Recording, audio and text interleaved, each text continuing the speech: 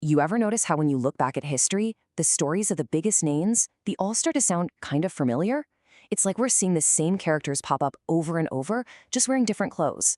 Well, in this explainer, we're going to pull back the curtain on these recurring patterns, the secret blueprints behind the people who literally changed the world. So let's get right to it. What is it that lets some people, the great leaders, the game-changing scientists, the reformers, have such a massive, outsized impact? Is it just random luck, or is there something else going on, some deeper pattern that connects them all? Well, believe it or not, the answer isn't buried in some dense political textbook. It's actually something much more basic. In fact, it's a story that feels instantly familiar because it's already wired into our shared human brain. And that brings us to the main idea we're exploring today, something we'll call the archetype effect. This is really the key that unlocks how and why certain life stories can resonate so deeply and so powerfully with millions of people all at once. So what exactly is a biographical archetype? Well, it's a universal pattern.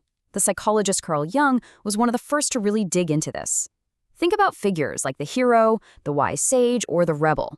These aren't just characters in movies. Jung argued they're like these deep, preloaded templates that live inside our collective unconscious, this shared pool of human memory and experience. So how does it work in the real world?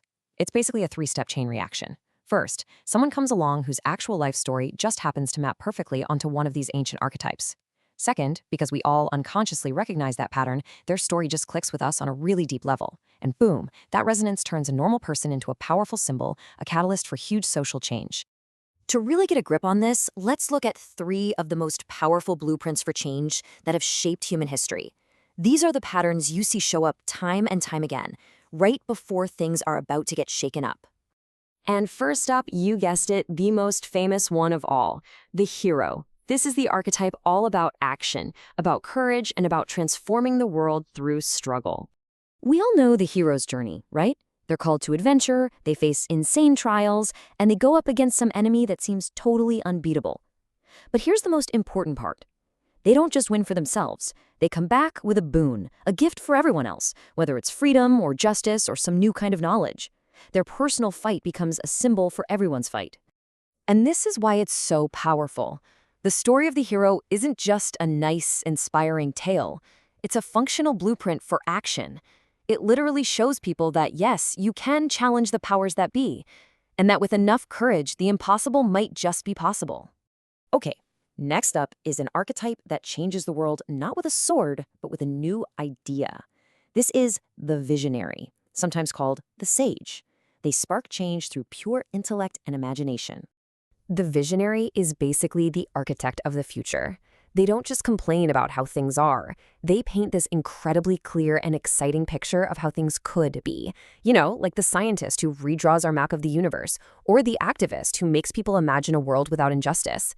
They poke holes in the common sense of their day and give us all a new destination to aim for. And that's the real key here. It's easy to point out what's wrong, but the visionary is all about articulating what could be right. They give people a positive goal to work towards, a sense of hope and direction when everything else feels hopeless. And our third blueprint is the ultimate disruptor, the one who looks at the status quo and just says, nope, this is the rebel. The rebel's job is basically to break things, but the right things. Things like unjust laws, stale traditions, and oppressive systems. They're the person who refuses to move to the back of the bus. Just by being defiant, they show everyone else that the system isn't invincible. Their actions start to create these little cracks in the wall of authority, and that's where new ideas can start to grow. So it all comes down to this idea of agency. When people see a rebel take a stand, it's like a wake-up call. It makes them realize that going along to get along is a choice. And it reminds them that choosing to resist is also an option on the table. Okay, so these archetypes are clearly powerful. But what's the actual science here? How does a good story actually translate into people getting up and marching in the streets? How do these stories mobilize entire societies? Well, there are a few key sociological ideas that help explain it. First, you've got Emile Durkheim's collective consciousness. The idea is that these stories tap directly into the shared values that hold a society together. Then there's Max Weber's charismatic authority, which explains why we see these figures as larger than life. It's because their lives fit these powerful archetypal molds. And finally, Paul Ricoeur's idea of narrative identity shows us that stories don't just describe reality, they actually create it. So when you put all of that together, you realize something huge. These stories are not just entertainment. They're not just fluff. They are the operating system that society runs on.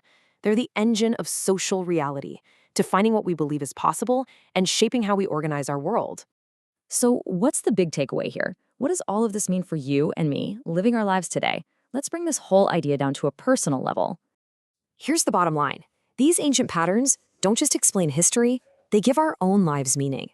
They give us a framework, a narrative structure to make sense of our own challenges and our own dreams. They give us a reason to act, not just as isolated individuals, but as characters in a much bigger shared story. So I'll leave you with this final question. We've seen that history isn't just one random thing after another. It's shaped profoundly by the power of stories.